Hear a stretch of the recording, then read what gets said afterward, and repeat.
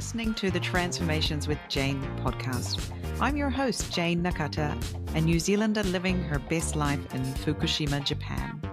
I'm a podcast consultant and the creator of Pod Launch with Jayne, a system that helps you create your dream podcast without all the drama and hassle, leaving you more free time to do the things you love to do. This show is for people who want to hear stories of women who are doing amazing things here in Japan and across the world. You'll find loads of inspiration for how you can live your best life wherever you are. I'm glad you're here. Let's get on with the show. Hello, and welcome to another episode of the Transformations with Jayne podcast. I'm your host, Jayne Nakata, coming to you from Fukushima here in Japan. Thank you for joining me again for this episode. Wow, it is really beautiful at this time of the year here in Fukushima. If you're wondering, it's kind of cool in the morning, about 6 to 10 degrees in the morning, and then sort of low 20s, like 20, 18 degrees in the daytime, beautiful sunny days. Yes, that's where we are at the moment here in my world. So today I have a wonderful, wonderful guest for you. Her name is Nina Cataldo.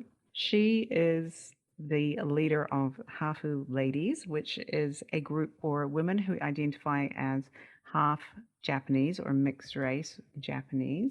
And she is also the co-founder of the Brave and Bold Mastermind program for Asian women entrepreneurs. She does so many amazing things. She does travel writing. She's a DEI facilitator, multicultural communication specialist, and she's based in Tokyo at the moment. And she also grew up in the United States and as well after she was born in Japan. So she's definitely spent a lot of her life going back and forward between Japan. And yeah, she has some great things to talk about today about being Hafu, which is a word that often has been used in a derogatory sense for people who are half Japanese. But Nina and her Hafu ladies have taken back that word. And so they have a very large group of Hafu women all around the world. And she and her team lead that group. We'll be talking a little bit more about that today. And so if you are the parent of a child who is half Japanese, then this may be an excellent episode for you. I'd love you to listen and hear about what Nina is doing. I had an eye-opening experience myself listening to Nina speaking on another podcast that really helped me to see that my children's experience growing up in Japan is not necessarily the same as my experience of being a foreigner who has immigrated to Japan. And that sort of really helped me to understand more about what they may be experiencing and to listen more carefully to them when they tell me about things that are happening in their lives and what, things that are happening in school. So yes, I think this is a fabulous episode and I'm so glad to have had Nina on the show. She's been a listener since the very beginning. So now that's been nearly 4 years and I really appreciate that she has listened, and now having her on the show as well was just a really great privilege. So let's get on with today's episode. Hey Nina, welcome to the Transformations with Jayne podcast. It's great to have you here today. Thank you so much, Jayne, for having me here today. I'm very excited. So for those of you who don't know Nina, you've actually been a listener of the podcast for a while. Since the beginning. When did you start listening? Since the beginning, since I was in my closet with my iPhone talking about myself. You've been listening. So thank you so much for being a listener for such a long time. And it's so great to have listeners come on the show, but also in your own right, not just because you're a listener, but to have you come and talk about all the great things we're going to talk about today. So for those who don't know who Nina is, please tell us a little bit about yourself and who you are and who you help. All right. So my name is Nina Cataldo. I am located in Tokyo, Japan, and I am a DEI facilitator and also transitioning to be a life and identity coach and business accelerator coach as well. Wow. on top of being a travel writer and translator from time to time. Yeah, I see you doing so many different things. It's so like there's always something that you're up to. It's amazing. Tell me, what do those coaches do? Like you said, what was it? A Yeah, life and identity coach. and identity coach. Yeah. What does a life and identity coach do? So it's a new career brand that I'm starting, but basically I really want to help people, other women who want to feel more comfortable in their own skin, basically. So as a racial, multicultural, bilingual person myself, I think I have a lot of life experience and knowledge that I can help others with, and to help them through any mind blocks, any situations in their life that they want to go through and work through to feel more confident and comfortable. And it goes in hand with the community that I started a few years ago, Hafu Ladies, which is a community for mixed race Japanese women, half Japanese women like myself. And yeah, that has been a really inspirational journey I've taken over the last 3 years. So I wanted to expand that out to actually start working with one-on-one clients as well as group coaching. Yeah, so tell us a little bit more about your journey to Japan. So how is it that we're talking to each other on this podcast today? Yeah, it's a unexpected one actually. So I was born in Tokyo to a Japanese mother and American father, and I lived here until I was 8 years old, which at that point we moved to the United States, to Portland, Oregon. Yeah, I grew up there, went to college there, and at university in Seattle, I did an exchange program with Sophia University in Tokyo. And that was for a semester. I wanted to come here so I could spend more time with my grandmother. So I was living at my grandma's house with my aunt and my grandma, going to Sophia, and I just hated it. Really? Hated it, hated it, hated it. Mm. Yeah, I'm a pretty big nerd. So I love education. I went to a small liberal arts school, really loved the discussion based, hands on education. And some people love Sophia. That's fantastic. For me, it wasn't the right kind of environment to learn. So I had a really difficult time enjoying the classes I was taking, and also feeling a bit isolated because I wasn't living in the dorms with the other exchange students. I was living at home. So I think that was a bit of a Okay. different experience. Right. It was great to spend a lot more time with family, but it was just not the Tokyo experience that I wanted. And I made this huge declaration that I was never going to live in this city, that I was a country girl, wanted to go back to Oregon and all of this. But while I was here, I did some freelance work for some companies, which then led to a job offer that I wasn't expecting for when I graduated a year after. So I had no actual plans to move back to Tokyo, but got this job offer as a writer for a publishing firm. And I just said, let's give it another chance just for a year. Sure. Just for a Famous year. last And words. Yes. yeah, exactly. And here we are 6 years later. Okay. So yeah, the Japan vortex sucked you in eventually after Yeah. that.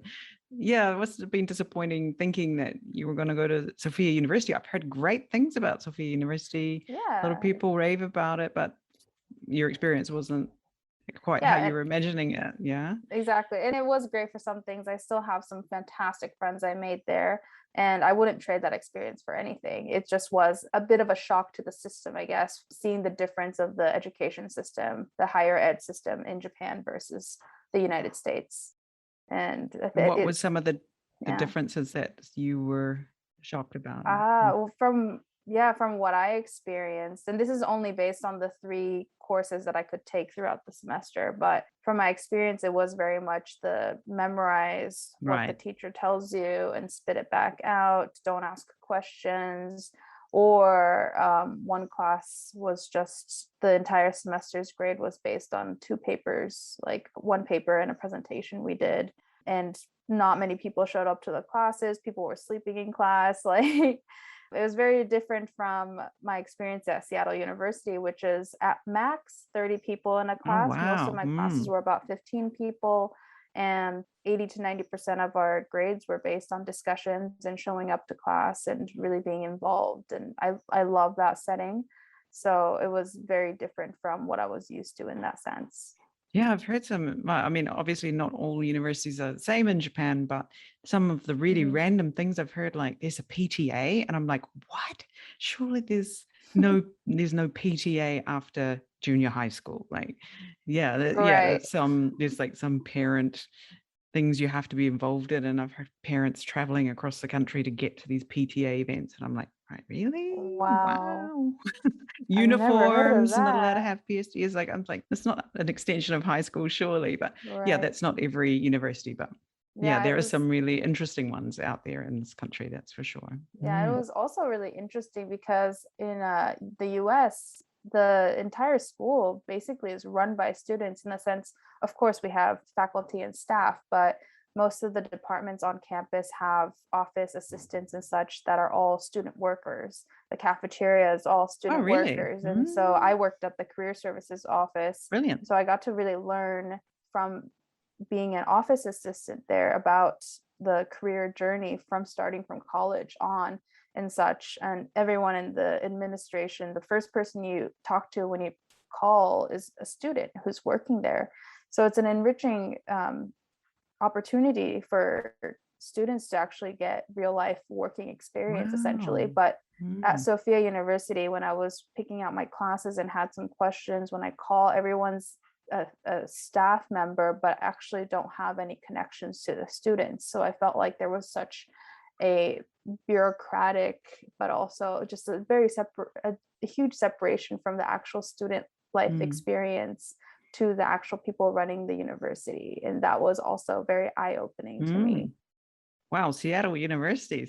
What a sort of innovative kind of way to run the university. That's great. Yeah. I guess so. Yeah. Yeah. Interesting. Okay. Yeah. So you found yourself unexpectedly in Japan, and now you've got quite a few, I don't want to say plates you're spinning, but Oh yeah. yeah, I'm a woman of many trades, I guess. And is this sort of a multi-potentialite kind of character trait you have, or just like lots of interests, or? Oh, yeah, I've always been a very curious person. I'm very blessed to grow up as an only child that my parents let me do a lot of different things. So I've always had a variety of different after school activities I was involved in and such. And I think that kind of carries on to who I am as an adult. I'm just always wanting to dive into different projects and things, which can be a double-edged sword at Sure. times, but it has led to a lot of unexpected opportunities, especially in Tokyo. Everything from the music scene to the tourism scene to tourism industry to what I'm doing now as well. So there are definitely many things I've done, but at the same time, it all kind of leads to this one brand that I've been creating and molding for the over the last few years. Yeah, definitely. And when you try these new things, you sometimes don't know how it's going to end up, but in the Right. end, all of the bread crumbs you've left behind do lead towards this new whatever it is that you're doing now, and Yeah. yeah, train you for now. And I know you were on the peace boat as well, right? And Yes. sailed around the world and did all of that. That must have been amazing training for, yeah, some of the things you are working on at the Oh, moment, which I would love to ask you about now. yeah. Especially, yeah, tell us about, you've got sort of two demographics that you're working with. One is kind of the adults, and then there's the younger people. And so for the adults, Mhm. for the grown-ups, tell us a bit about your Brave and Bold Mastermind that you have going. Yeah, so the Brave and Bold Mastermind program is a program for Asian women entrepreneurs to help them accelerate in life and in business.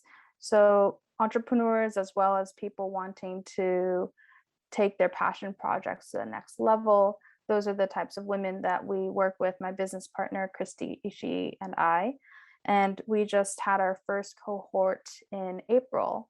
And that was a very intimate cohort, but a really fantastic first group of women that we got to work with, some in actual merchandise, as well as some that are creating their own communities. And yeah, it was a great program. It was a great beta program, and we learned a lot from that. And we're so excited to continue working with Asian women entrepreneurs going forward. We're doing a retreat in November, November 21st, for those who are on Japan time. And that is going to be a virtual retreat to dig deeper into understanding ourselves and what our values are, who we are at the core, have guest speakers come, as well as an opportunity to network with other women in order to kind of set the grounding for our launch of our program starting in January. And it is a 2-part, 3-month program. And people can decide to join for just one of the 3-month programs or do the entire 6 months.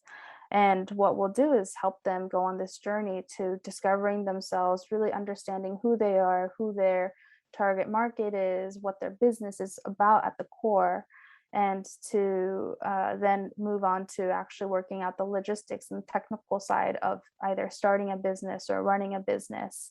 And by the end of the 6 month, we really are confident in knowing that the people will feel more confident and be able to go strongly towards their business and to launch it out into the world. So this is more aimed at people who are just sort of getting started, Yeah, or want someone to sort of go along on the journey with them getting started with yeah, this idea that they maybe have yeah, they've been sitting on, or exactly. Generally about the first 1 to 3 years of a business. So it could be in the infancy of Mhm. a business, or someone who, again, wants to take it to the next level and just wants help honing their messaging, their idea, their actual product more, etc. Mhm.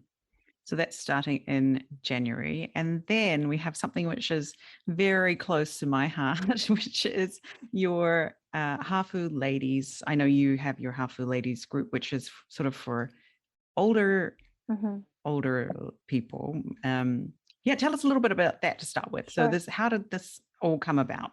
So Hafu Ladies is a global community for mixed race Japanese women or women with roots in to Japan. And the whole concept, the whole community is centered around the 3 pillars of embracing ourselves and our identities, to educate ourselves and one another, and to empower as well. And how it came about 3 years ago was that basically at that point I was living in Japan for about 3 years. And I just felt really out of place being mixed race. I thought I was coming back to Japan as a Japanese person, but wasn't being treated as so by society. And it really took me a long time to get my grounding, to feel comfortable with myself and to be able to express myself in this society, basically. And I was fortunate enough to find a community of other Hafus and really connected with them and just loved the gatherings, the social events and such we had. But I felt like there was a piece missing about this crossover, being a woman as well as being Hafu, and saw that there was no safe space or community for us, just us women, to be able to connect with one another.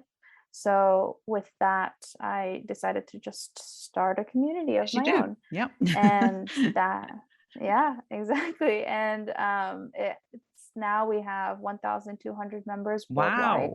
That's a lot of And members. yeah, Awesome. it is. And it's all on Facebook. And that's why it's a bit of the older crowd, as in people who can navigate Sure. Facebook on their People are own. allowed to have a Facebook account. Yeah. Yeah. Exactly, exactly. But it's a really interactive community. We've had social gatherings in Tokyo, as well as recently did one in New York, now that the pandemic is starting to dwindle a bit. And we've also done a lot of online events around linguistics and identity and yoga and dance and journaling and things like that. And it's been a really great way to connect with people all around the world who have similar backgrounds or who can truly from the core empathize with one another. Mm. So where's the most like mind-blowing place that you have a member that you were like, when you saw, they're like, wow, Oh, I don't and somewhere in know. the world?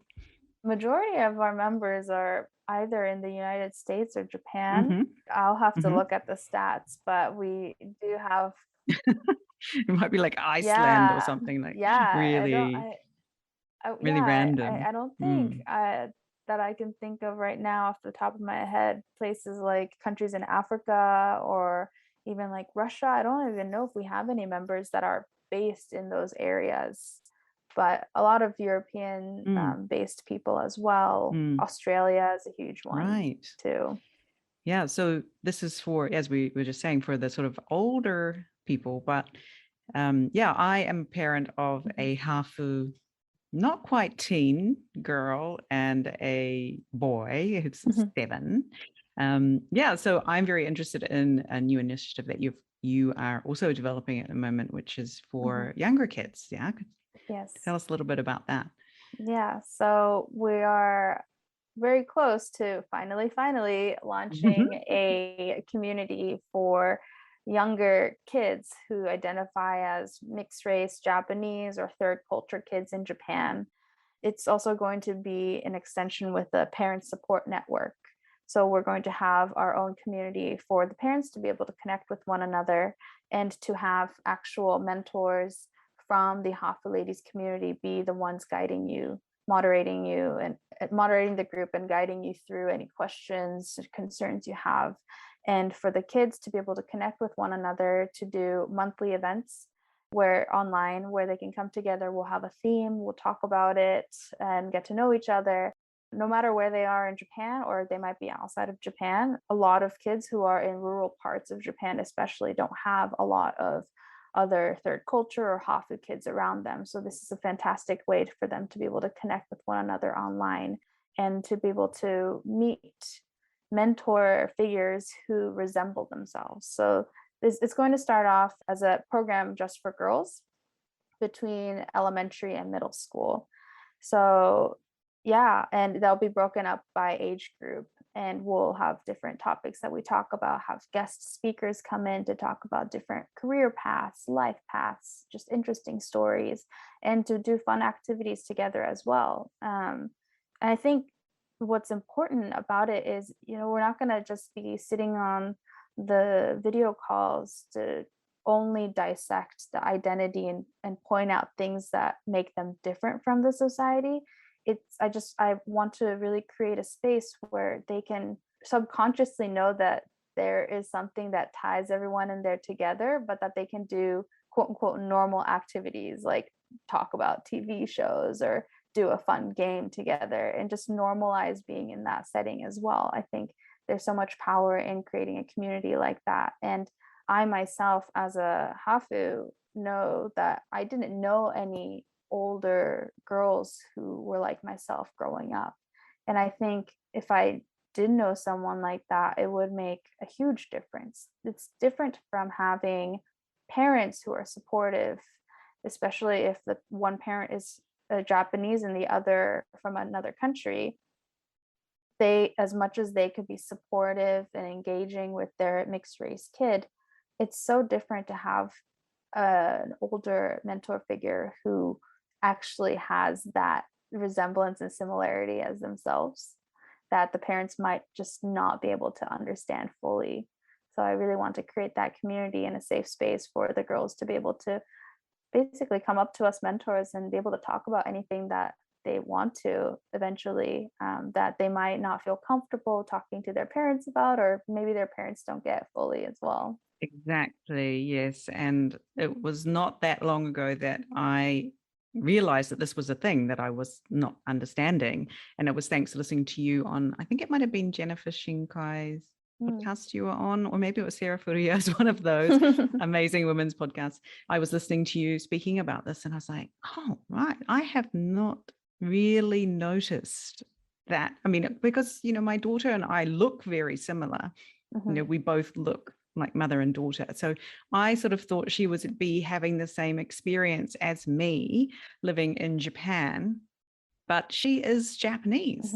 I'm not. I'm a New Zealander living in Japan. She is someone who is, growing up in Japan as a Japanese citizen. So her experience is not the same as mine. Whoa. Yeah. So Right. mind blown. Yeah.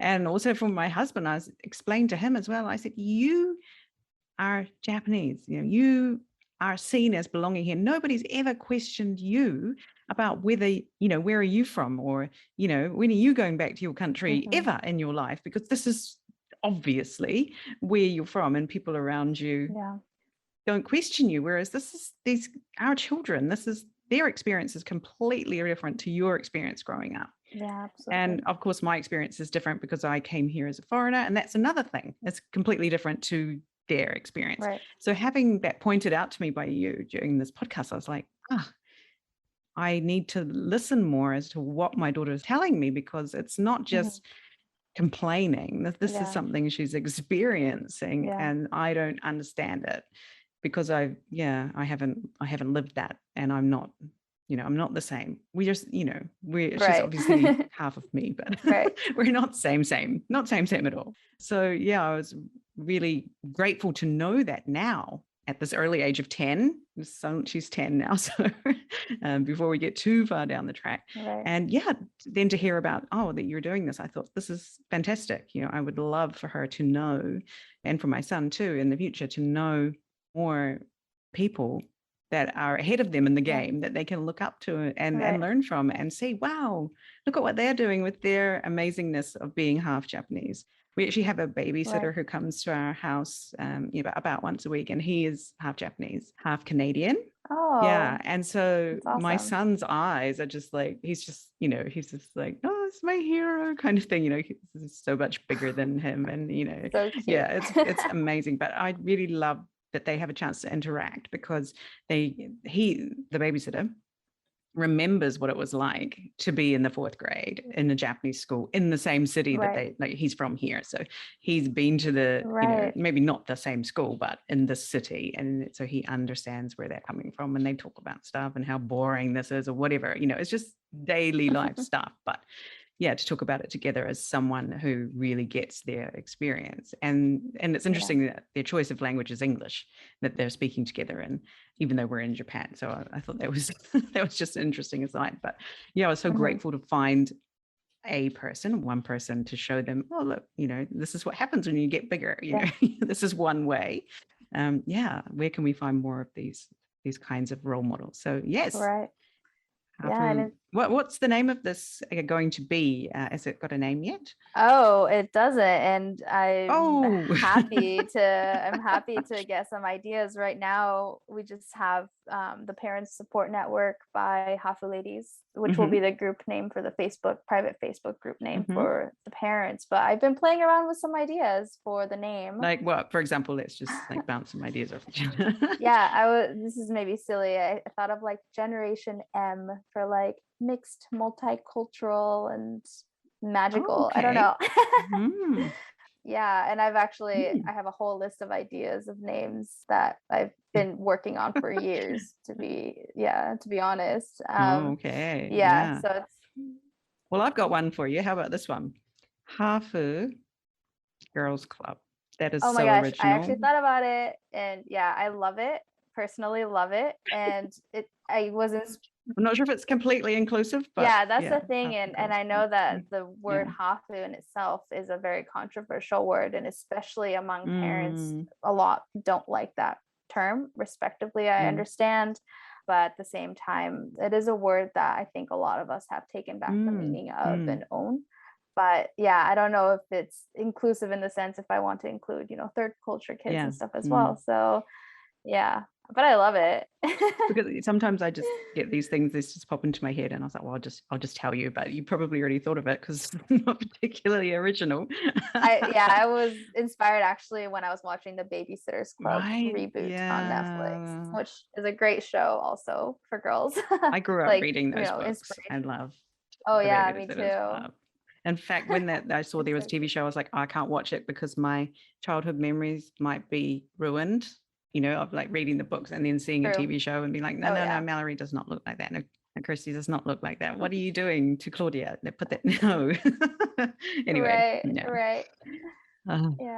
But again, going back to talking about role models and having a community like this. It's interesting because every once in a while I get a comment from a parent being like, oh, my daughter, my kid is comfortable with who they are. They know who they are. They don't need a community like this. Okay. And to that, I'm like, that's so interesting. Like, I wonder if your child would say anything different from what you're saying for them, first off. And like, sometimes you don't even know that you need something until you try it out. Exactly, That's how right? I think therapy works for a lot of people. That's how coaching was for me.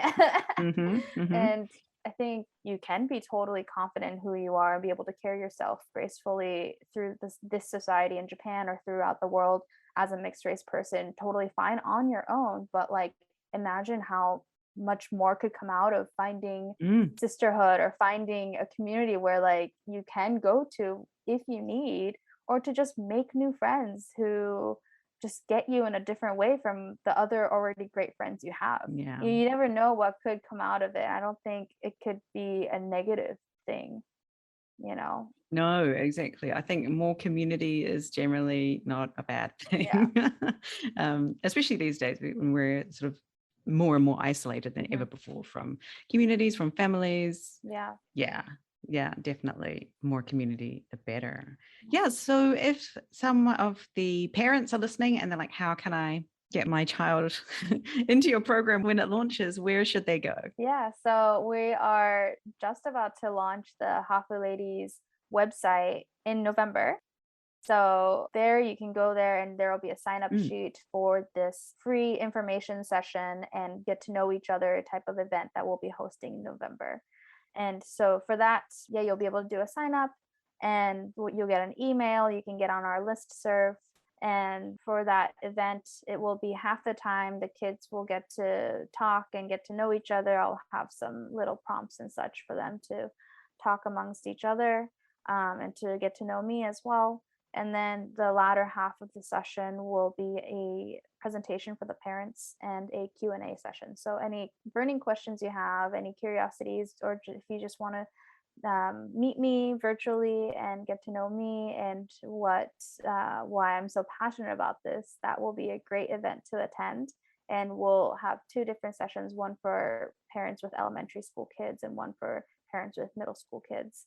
And and at that session, you'll get more information about how we'll be conducting the upcoming mentorship program and the monthly events we'll hold starting in the new year.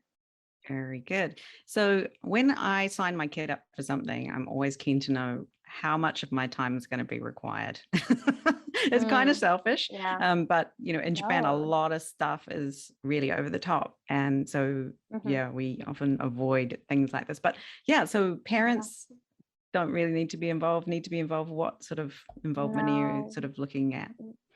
We're really hoping that the parents can actually be out of it as much as possible. Right. You don't need us. Yeah. Right. And as long as, since it'll be, Zooms and online stuff, if they're younger kids, they might need a little help logging in or whatnot. But aside from that, when we conduct the events and sessions, we want it to be truly a safe space for the kids where they can be in it without their parents hovering or being there in the same place with them. Basically, this is a program created for them by people like them. So not much from the parents, perhaps, email exchanges, emails to send you the link and things like Just that. Just some admin in the background. Exactly. Keep it on the calendar, that sort of thing. Yeah. But alrighty. It'll be for the kids. Be for the kids. That's awesome. Yeah, my daughter does some online classes with Outschool. I don't know if you've ever heard of Outschool. It's amazing. And so she loves going to those classes. She meets kids all over the world and she does various art classes. So that's been a great sort of practice for her. She'll be keen to get in there once this is launched. We'll be first on your list. Oh, and all righty. Yeah. Anything else you wanted to tell me about today, which we haven't talked about?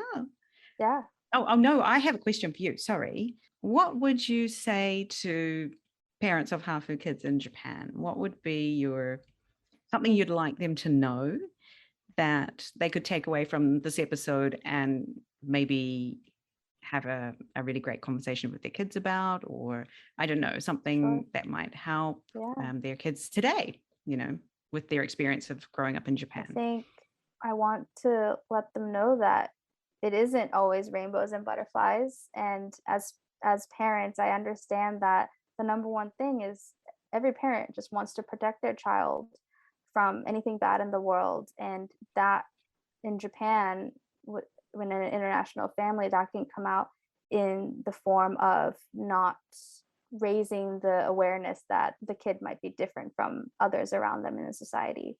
But in reality, unfortunately, all of us who are a little different, especially in Japanese society, are going to face some prejudice and discrimination from time to time. That is the reality of it. And I think it's really important for parents to know that you need to be able to prepare the kids for that. And by preparing them, it also empowers the kids to be able to be themselves and be confident. So please don't shy away from talking about identity. Please uplift them to embrace who they are. And I'm sure a lot of parents already do that. But I know that some parents sometimes just avoid the conversation altogether as well. And it is difficult. It is really, really difficult to talk about things that the kids might be scared about. Learning about bullying, learning about the fact that they're different. No one wants to be really different from other kids, you know. But I think that preparation and starting to talk about topics that are going to pertain to third culture kids and Hafu kids is so important. It's only going to make the kids stronger.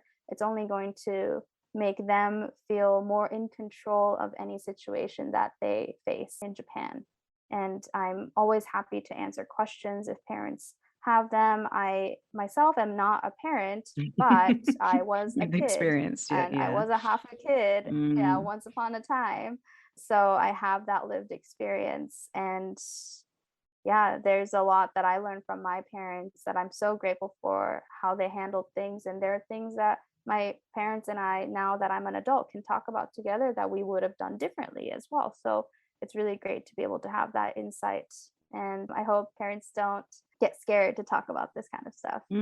Yeah, it's just good to have an open mind, and maybe you can't see it, but yeah, listen to your kids and what they're trying to tell you. And when they're younger, it's difficult for them to even articulate what it is Totally. that they're experiencing. But yeah, now that my daughter's 10, she's able to sort of talk about it a lot more and tell me, what the things she's experiencing here in her school. And we live in a more rural area. She and her brother, my son, are the only half her kids in the school.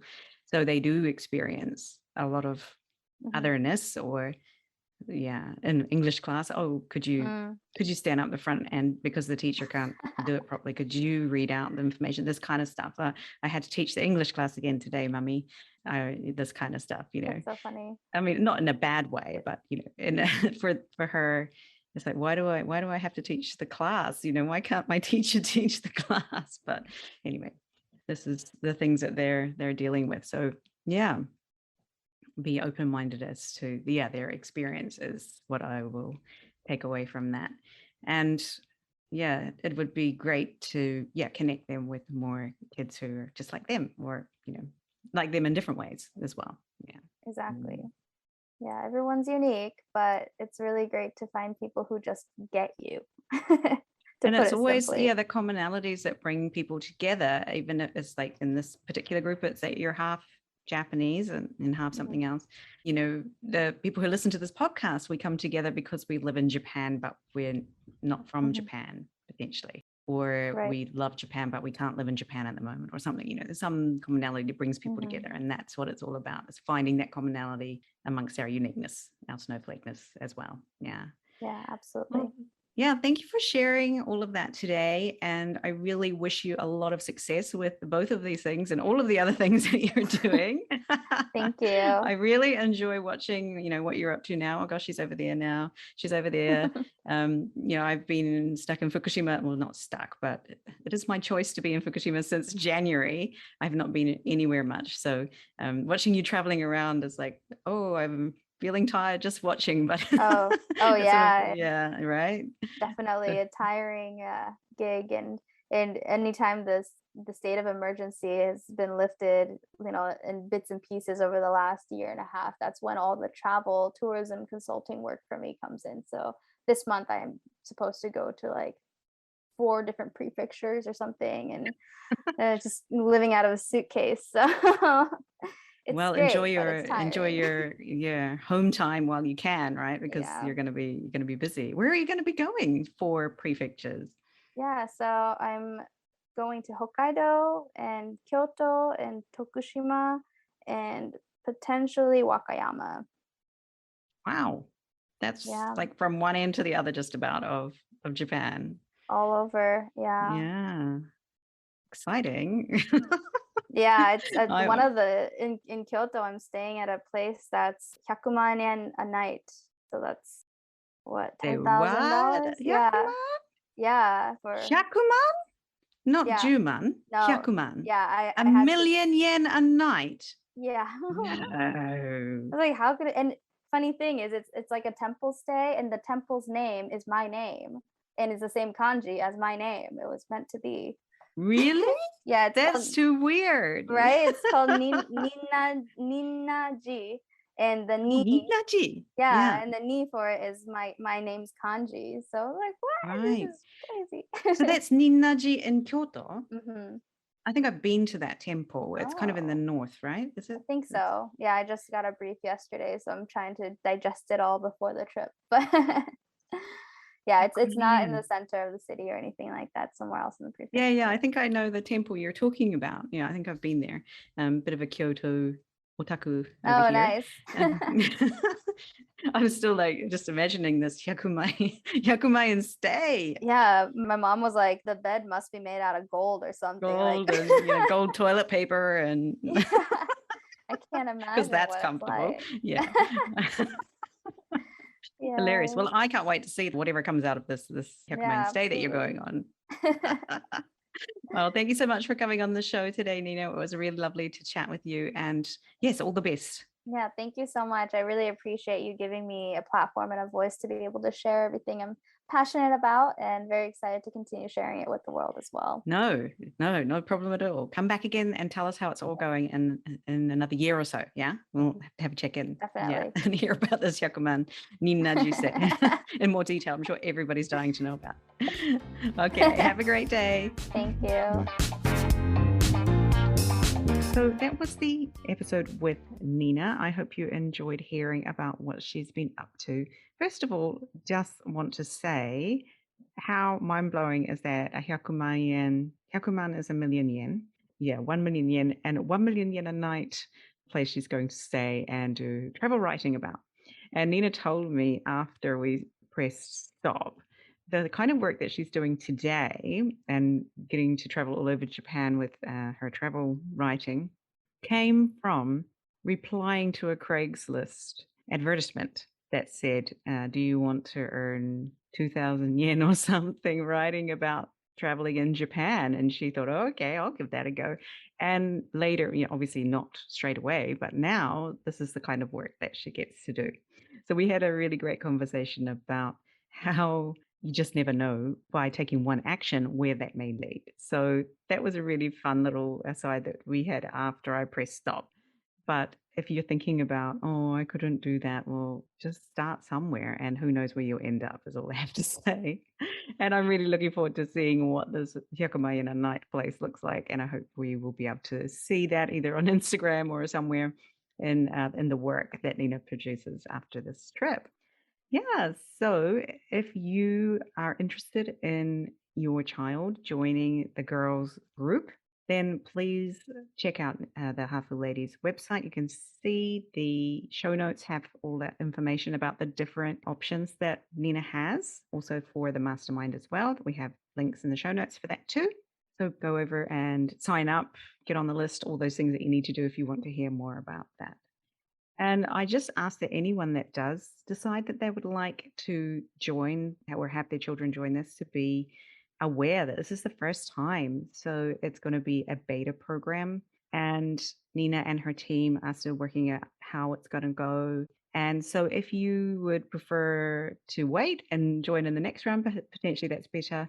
But I think there would really love some understanding families who are open minded to join their group this time around. So if that's you, then yeah, definitely go over and support Nina and her team with starting up their very first round of this group for girls. Yeah. So that's all I have for you today. Thank you so much for listening, as always. We have some more interesting guests coming for you in the near future. I'll be recording with them again soon, and it won't be long, and it will be the end of the year. So if you're listening to this episode, it's already nearly the middle of November or later. So the end of 2021 is rolling around very quickly. So I am hoping to bring in some more things to think about as we come towards another new year and another fresh start. You always have a chance for a fresh start, whether it's in the morning, after lunch, on a Monday, on the first of the month, on your birthday. There's so many chances for a fresh start, and the new year is just one of those. So, but it is a great chance to try new things. So, yeah, what can we start thinking about now that might be great for next year? So, keep your ears open for that coming soon. And thank you so much for listening as always. I hope you are safe and happy wherever you